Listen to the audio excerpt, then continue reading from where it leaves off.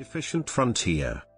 In modern portfolio theory, the efficient frontier, or portfolio frontier, is an investment portfolio which occupies the efficient parts of the risk-return spectrum. Formally, it is the set of portfolios which satisfy the condition that no other portfolio exists with a higher expected return but with the same standard deviation of return, i.e., the risk. The efficient frontier was first formulated by Harry Markowitz in 1952, see Markowitz model. Overview.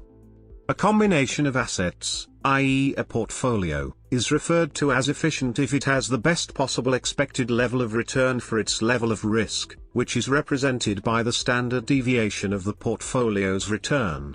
Here, every possible combination of risky assets can be plotted in risk-expected return space, and the collection of all such possible portfolios defines a region in this space.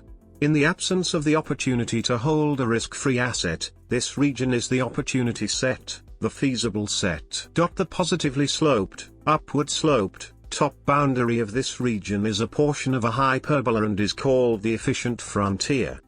If a risk-free asset is also available, the opportunity set is larger, and its upper boundary, the efficient frontier, is a straight line segment emanating from the vertical axis at the value of the risk-free asset's return and tangent to the risky asset's only opportunity set. All portfolios between the risk-free asset and the tangency portfolio are portfolios composed of risk-free assets and the tangency portfolio, while all portfolios on the linear frontier above and to the right of the tangency portfolio are generated by borrowing at the risk-free rate and investing the proceeds into the tangency portfolio.